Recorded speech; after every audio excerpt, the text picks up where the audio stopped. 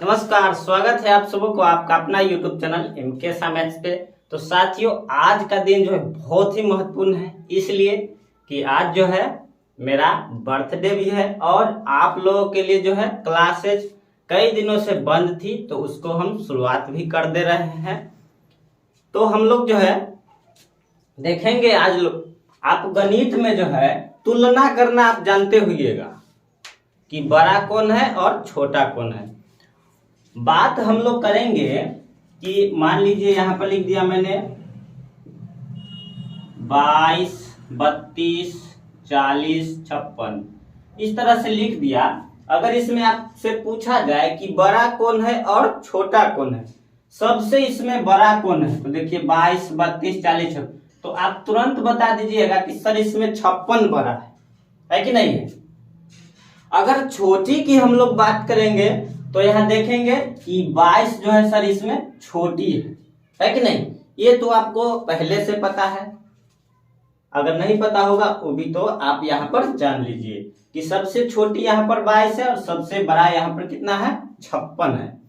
तो अब बात यहाँ पर यह आती है कि इस प्रकार के सवाल आते हैं तो एकदम आप आराम से बना लेते हैं, लेकिन अब यहाँ पर देखिएगा कि यहाँ दे दिया -12 लिख दिया, -32 लिख दिया, उसके बाद -5 लिख दिया, -99 लिख दिया। अगर इसमें अब आपको बात करें कि सर इसमें सबसे बड़ा कौन है, तो आप क्या बताइएगा। सबसे बड़ा पूछेगा तो आप यहाँ पर क्या बताइएगा। हो सकता है कि आप आंसर दे दीजिएगा यहाँ पर -99 दे दीजिएगा, जो कि अगर यहाँ पर सबसे बड़ी की बात करेगा -99 में अगर आप बता दिए तो बिल्कुल क्या हो जाएगा, गलत हो जाएगा, पूरी तरह से क्या हो जाएगा, गलत हो जाएगा। क्यों, तो यहाँ पर देखिए इसमें माइनस लगा हुआ है, -12, -32, -5, -99। तो यहाँ सबसे बड़ी बात यहाँ पर आप पूछेगा कि इन संख्याओं में सबसे बड़ी कौन है, तो आप यहाँ पर कौन बताइएगा, -5 जो है सबसे बड़ी है। इस प्रकार के जब भी सवाल एग्जाम्स में आए, बहुत सारे एग्जाम, सभी एग्जाम्स में जो है कंडीशन के एग्जाम में आते हैं इस प्रकार के सवाल, तो बड़ा छोटा तुलना करने वाला, तो आप यहाँ पर देखने में बड़ा लगे, कहते हैं ना कि देखन में बड़ा लगे उतना ही छोट होता है। तो देखन में ही बड़ा लग रहा है -99, लेकिन ये सबसे छोट है इस पंक्ति का। सबसे छोट कौन है, -99। तो -99 क्या है, सबसे छोट, सबसे छोटी संख्या -99 है। और सबसे बड़ी की बात करेंगे तो कितना होगा, -5। सबसे बड़ी क्या हो जाएगा, सबसे बड़ी यहाँ पर -5 है। तो अब आपको समझ में आ गया होगा। अब बात करेंगे यहाँ पर, देखिए एक और एग्जांपल देकर आपको समझाना चाहते हैं। -3 यहाँ पर दे दिया और यहाँ पर दे दिया 0। तो इसमें आपको बड़ा और छोटा पूछेगा तो बड़ कौन होगा, हमको ये 0 होगा बड़ा। यहाँ पर ये -3 जो है 0 से ही क्या हो जाएगा, छोट हो जाएगा, यानी हमको 0 बड़ है और -3 क्या है, छोट है। तो देखिए इस प्रकार हम जब भी दिखाते हैं, देखिए इसको एक ट्रिक है याद करने का। देखिए यहाँ पर एक और उदाहरण ले लेते हैं, -99 ले लिए, यहाँ ले लेते हैं 10। तो यहाँ पर जो है बड़ कौन होगा, 10 होगा, -99 छोटा होगा। अभी तुरंत आपको बताएं कि देखने में बड़ा लगे, जितना ही बड़ा लगे उतना ही वह छोट होता है। ये देखिए ये बड़ा हो गया। तो देखिए ये ट्रिक, ये देखिए ये भाला होता है, इसको हम लोग क्या बोलते हैं, ये भाला का नोक हुआ। तो भाला का नोक लोग किधर दिखाता है, कमजोर है के तरफ ना, बड़का मजबूत आदमी को ना दिखा सकते हैं ना, तो आप ही को ना उधर घुमा देगा फिर दोबारा। तो कमजोरहा के इधर क्या होता है, भाला के निशान होता है, भाला के निशान। देखिए निशान किधर है भाला का, कमजोरहा के तरफ। -99 यानी -99 छोटा है 10 से, यानी 10 बड़ा है और -99 छोटा है। समझ में आ गया होगा। बात करते हैं हम लोग अब आगे की तरफ से। तो इस प्रकार का सवाल जो है आप आराम से बना सकते हैं, कोई दिक्कत नहीं होना चाहिए, क्योंकि मैंने कई उदाहरण अभी यहाँ पर आपको दिया है। तो ये अब बात यहाँ पर ये आती है कि जब अंश बटा हर के रूप में रहे तब क्या करेंगे।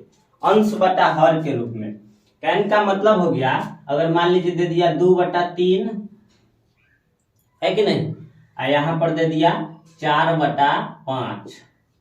अब पूछेगा और 4 इसमें और लगा दीजिए, और 2/3 और 4/5 में सबसे बड़ी का सबसे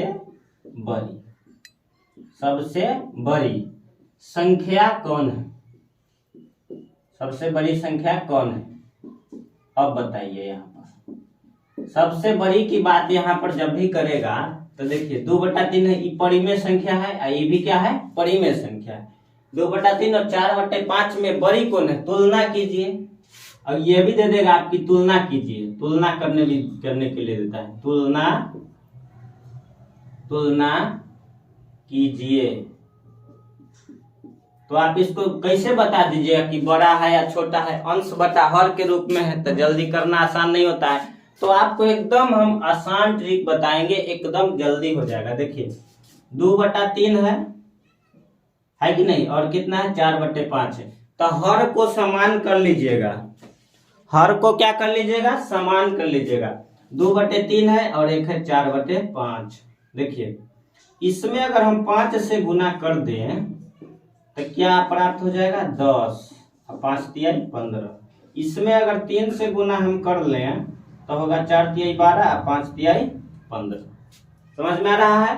हर बराबर हो गया इसका। देखिए इसमें भी 15 और इसमें भी 15।